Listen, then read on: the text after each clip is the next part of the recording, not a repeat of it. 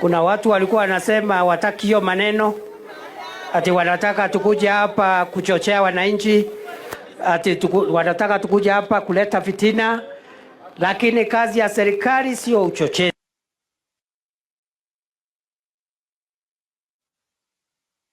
Kia maslahi ya wananchi. Siku ya siasa itafika. Ama namna gani?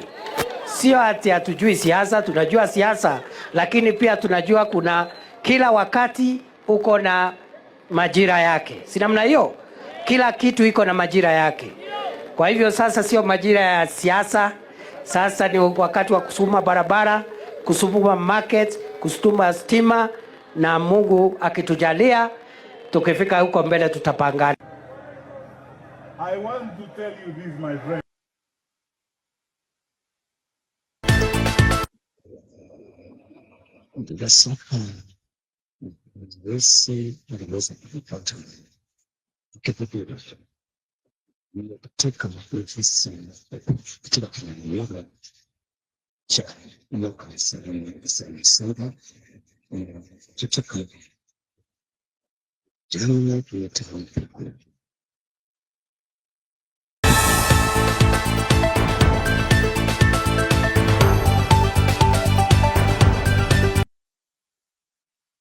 Because I know when there are challenges in a country such as we have now, and we have many challenges, let us not pretend, we have serious challenges.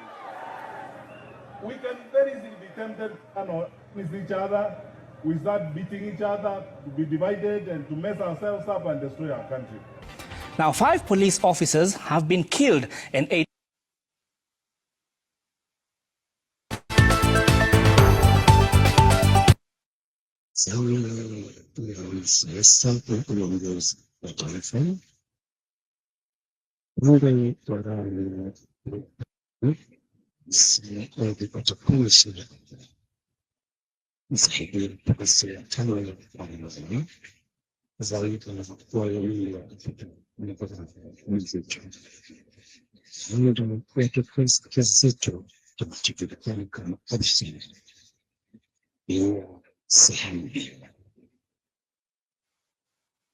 Alsababu militants in Lamu County.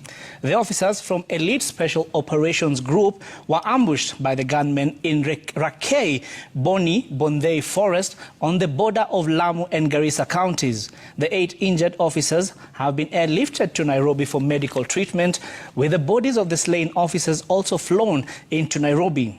According to Lamu County Commissioner Wesley Koech, the officers were part of a contingent deployed to counter a group of about 70 militants that had been spotted accessing Bodhei Lamu via Garissa. Koech said the terrorists were planning to enter Lamu to carry out attacks. Security officers drawn from various specialist units have been deployed to pursue the militants. Koech also urged citizens to cooperate with security agencies and report any suspicious person so that immediate action can be taken.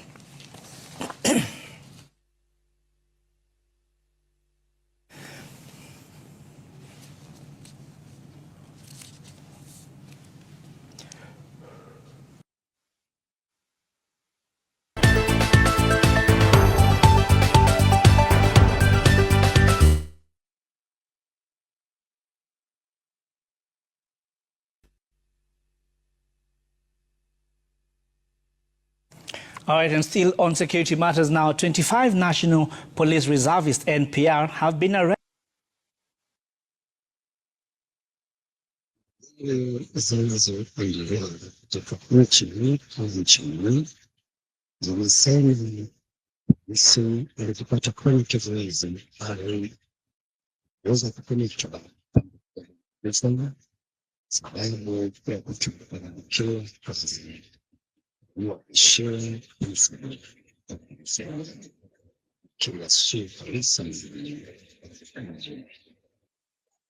After investigations found that they had turned out to be militia aiding criminal activities, including banditry in Baringo County. Speaking when he visited the county today, Interior CS Kipchumba Murkomen, who held a high-level security meeting with regional and county security team together with Ngao, said security in the North Rift has escalated with the National Police reservist. Now, 4 people were killed along the Marigat-Loruk Road in a recent attack. Baada ya hii mkutano lazima tukubaliane ni jinsi gani new NPR watarudishwa kureplace wale ambao waliondolewa ama wale walikufa kwa bahati mbaya, na pia nishasema kwamba lazima all the NPR kwa Kerio Valley region wakuwe vetted afresh. We don't want to train a militia. Ati serikali imetrain mtu, tumepatia bunduki, anakuja kutoka hapa anaenda kufanya kazi ya ukora.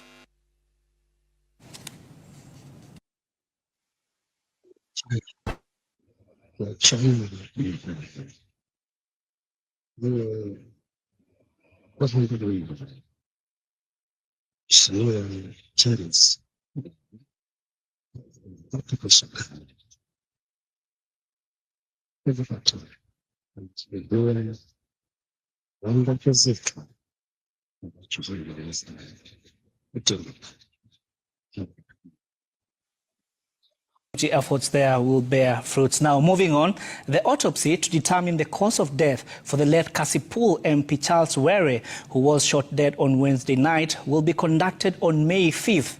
According to a press statement released by the Directorate of Criminal Investigation Chief Government Pathologist Dr. Jahansen Odor will lead the team that will conduct the post-mortem examination.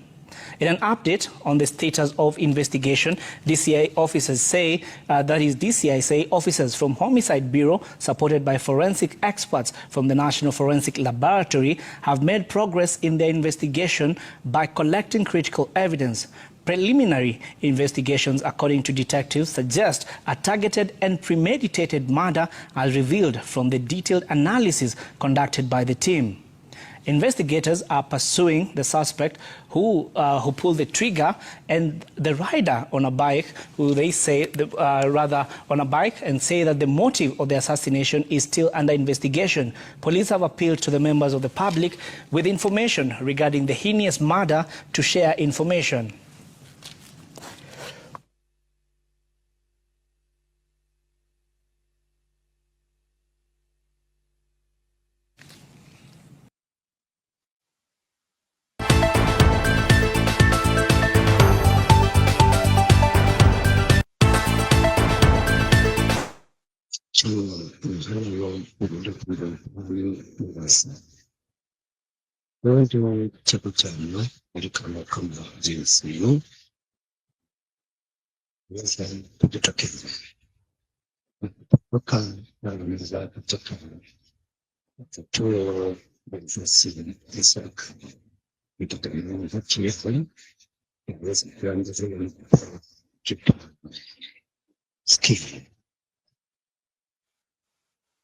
Where Gen Z Youth and Human Rights Organization stormed the Mombasa County Assembly building this morning, protesting against the proposed 2025-2026 budget. The angry youth claimed that Mombasa residents were not involved in the budget-making process and demanded transparency. They say the lack of public participation has contributed to the challenges facing the county. The youth accuse ward representatives of failing to take responsibility of including them in the budget-making process. Mombasa County Assembly Clerk Salim Juma, who received the petition, promised to give a directive on the matter next week on Tuesday. The youth threatened to return if their demands are not met.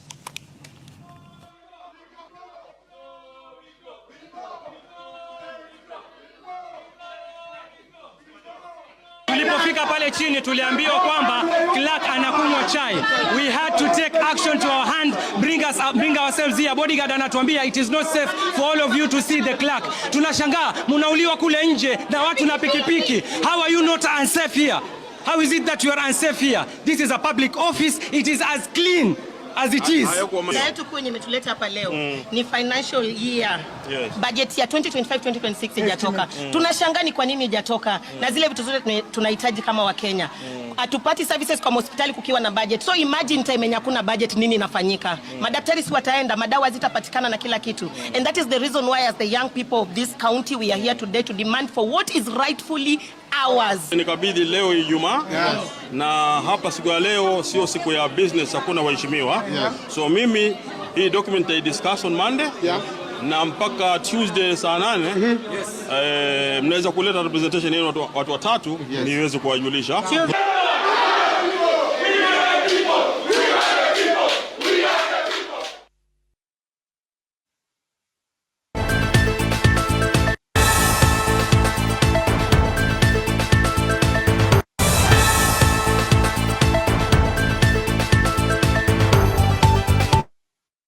저는 한국의 교육을 독특한 교육 기술을 우리까지 그 참제나 교육을 알고하면서 약속을 스케줄입니다. All right, moving on now. The new Chancellor of the Cooperative University of Kenya, Dr. Bernard William Chitunga, has pledged to sign memorandums of understanding with various institutions as part of his Chancellor's legacy program, that is following his recent installation. On Friday, the university signed agreements with several institutions led by the Africa Guarantee Fund, aimed at fostering growth through partnership and creating job opportunities. Dr. Chitunga said collaboration is key to sustaining universities, with many public institutions facing financial challenges.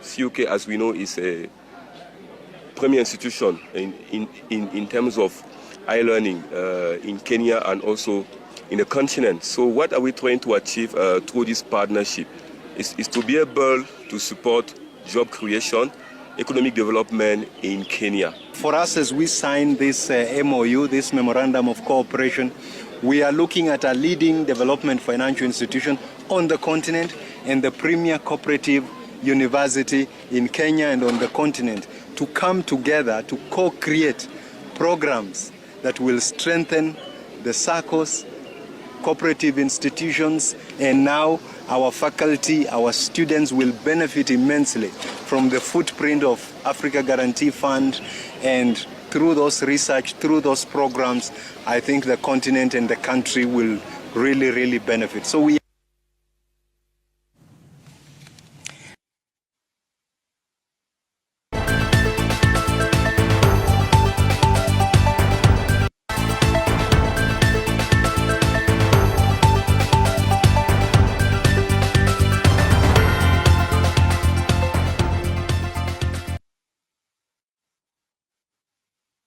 to 11th May is part of AAR's growing loyalty program designed to recognize agents who have excelled in driving customer growth and business performance. View Travel, Kenya's first hybrid travel booking platform, will oversee all travel logistics, while AAR Insurance will provide comprehensive travel insurance to ensure agents are fully covered throughout the journey. The Malaysia-Singapore experience is the first in a series of incentive trips AR has lined up for 2025, with more local and international trips planned for later in the year. The company hopes that through such experiences, it will reinforce strong performance and deepen long-term collaboration with key partners. View Travel, recently named Kenya's best outbound tour operator at the 2024 Kenya Tourism Award, is known for delivering tailored corporate and leisure travel solutions. This partnership, let's just listen in to what was said there.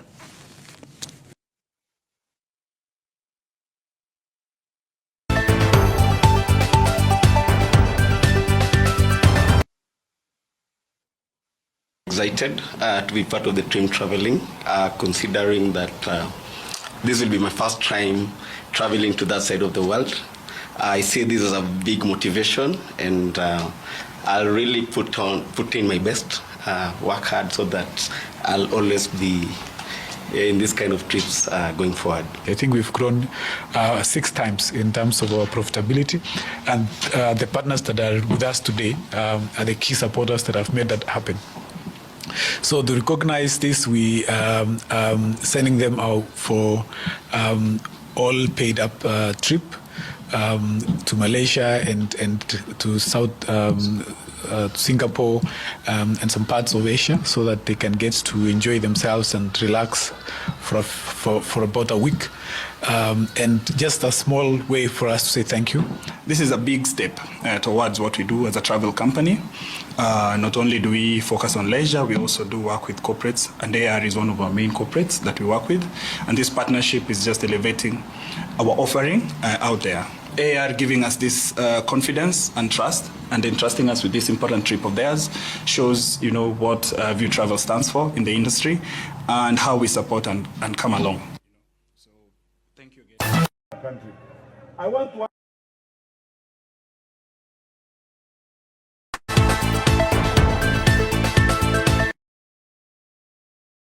tafadhali ninawaomba tusipoteze imani. Let us not lose hope in our country. Tukae na imani. We are a country that is built on resilience. Hizi shida zote tuko nazo hapa, tushikane sisi wote. Siku hiyo ikifika, tutavuka hiyo daraja na tutaenda mbele. Mungu atatusaidia tufix hiyo maneno, hii nchi yetu iwe sawa sawa.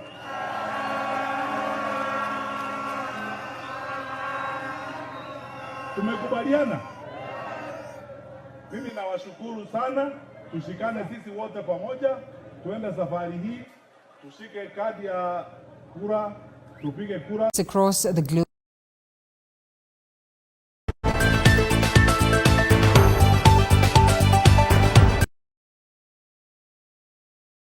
Thing being journalism in the modern age, highlighting the opportunities and challenges in advancing their rights and freedoms.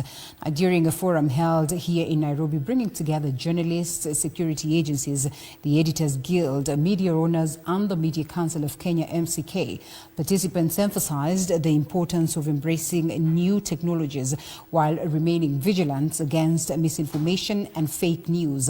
The police spokesperson assured journalists of their freedom while executing their duties, and pledging that law enforcement would offer specialized training to officers to foster better relations with the media. Now, media owners on their part were urged to create favorable working environments that empower journalists to operate effectively and without restriction.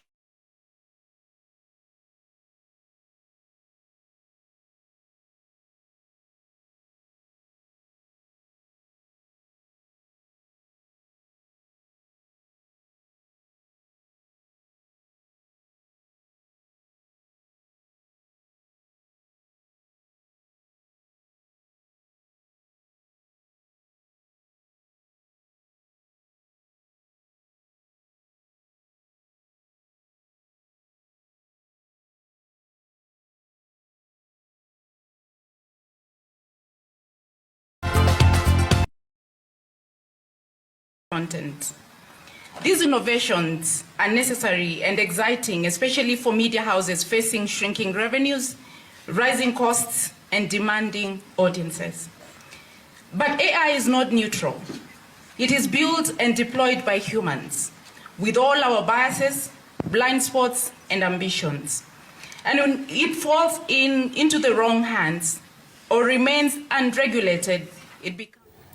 Labour sees the UEFA Champions League trophy on Saturday here in Nairobi. The trophy is in Kenya as part of a one-month global tour with stops in 5 countries comprising of Kenya, South Africa, Zambia, Indonesia, and Vietnam. Earlier today, the ambassador of the tour and Bayern Munich and Manchester United legend, that is Bastian Schweinsteiger, presented the trophy to President William Ruto at State House in Nairobi. The trophy tour began on April the 7th in Vietnam and will traverse 2 continents before the final of the Champions League that is staged in Munich, Germany at the end of this month. Thank you for being here today. Switch on your mic, please. For welcoming people, see where we bring the trophy, and really enjoy the journey with us. We started the UEFA Champions League trophy to be presented by Heineken in 2007, and it has been the fans, your match day routines, your banter. We're extremely delighted to welcome Bastian with us. And as we would argue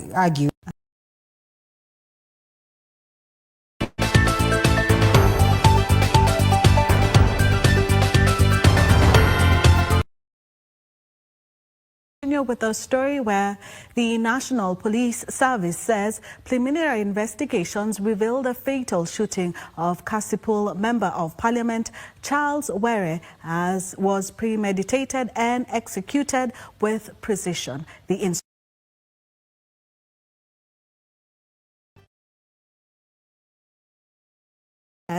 The shooting at City Mortuary roundabout Wednesday night is currently a matter of active investigation. So far, no one has been arrested. Our reporter Abdiaziz Hashim traces the last steps of the lawmaker before he met his death.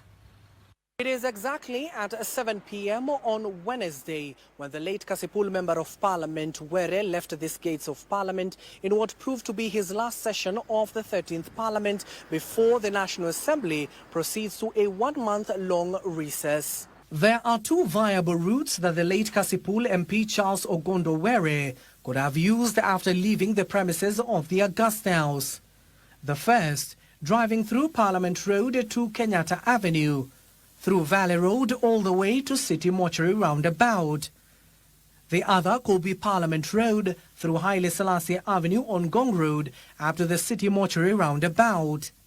What was certain was that the legislator in a white Toyota Crown vehicle with a number plate KDM 783A was followed by unknown suspects on board a motorcycle. Not knowing what will befall him, the lawmaker alongside his driver and bodyguard was caught unawares. It is exactly at 7:30 p.m. yesterday night where the white Toyota Crown that left Parliament at exactly 7 p.m. reached here at the City Mortuary, where gunshot sounds could be heard in various key installations around the spots, including the City Mortuary, Daysay University, the Kenya Medical Training College, and the Nairobi Hospital. The incident, which did not last for more than 5 minutes, saw the driver as well as the bodyguard of the late legislator whisk him away to Nairobi Hospital via this route. It is at the Nairobi Hospital where he was pronounced dead on arrival. The suspect fired several bullets, perhaps meant to eliminate any chance of survival of the legislator, before jumping onto the motorcycle and speeding into the darkness. This will spark a series of events as detectives combed through his car and reenacted the crime scene. Inspector General of Police Douglas Kanja, who was at the hospital and Lee Funeral Home alongside DCI boss Amin Mohammed, affirmed that a manhunt for the suspects has begun, citing the incident was premeditated and well planned. In February this year, the late Kasipul legislator, in an interview with KBC Channel 1, said his life was in danger. In a funeral in Nyatindo, immediately I arrived there before even praying. One of the notorious criminals who comes from Kachin called a boy stated that I will not talk there. No suspects have been apprehended so far as investigations continues. Abdiaziz Hashim for Prime Edition.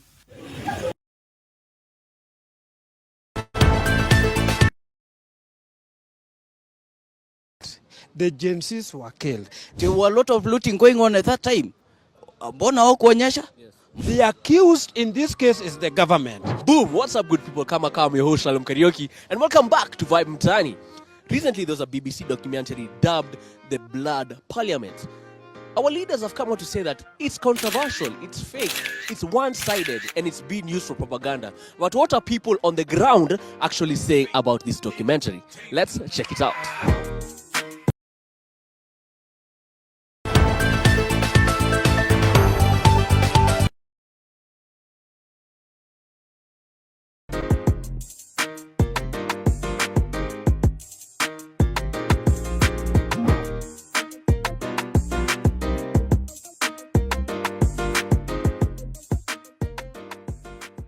because we saw the documentary.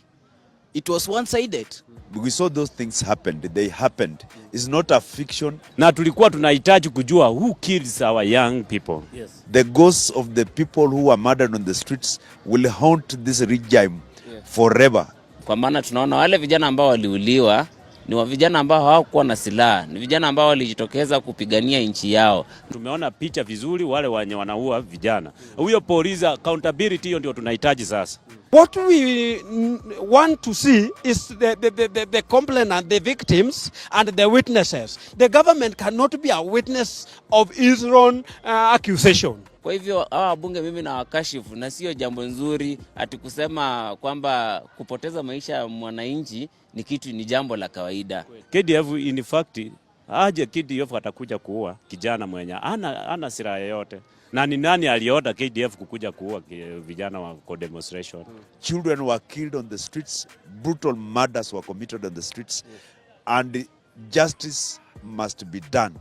Lives were lost, and the reason why we have a government is because we want the lives and the property to be protected.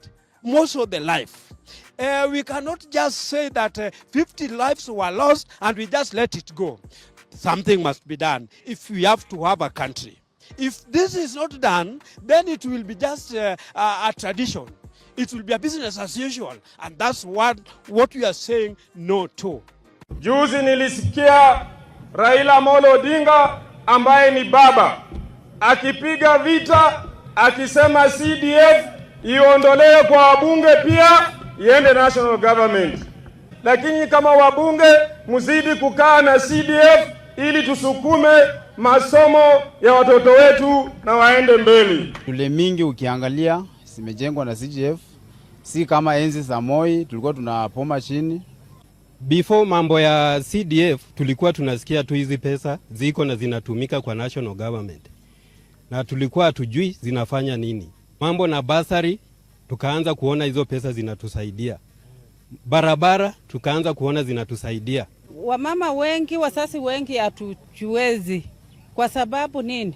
Ya CDF inatusaidia. Sasa tunataka CDF iendelee. Imekusaidia, mabasi zinatoka, hata siku hizi watoto wetu wanaenda kwa matua kwa sababu CDF imejiwezesha kununulia wa shule, mabasi, kutengeneza kila kitu. Sasa mimi naomba tu tafadhali hata hii CDF ya constituency waende wakae tu chini kwa bunge waongee.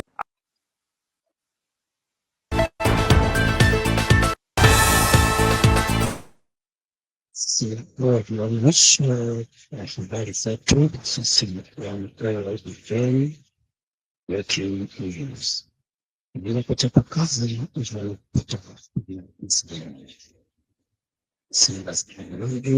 Afrika kwa hiyo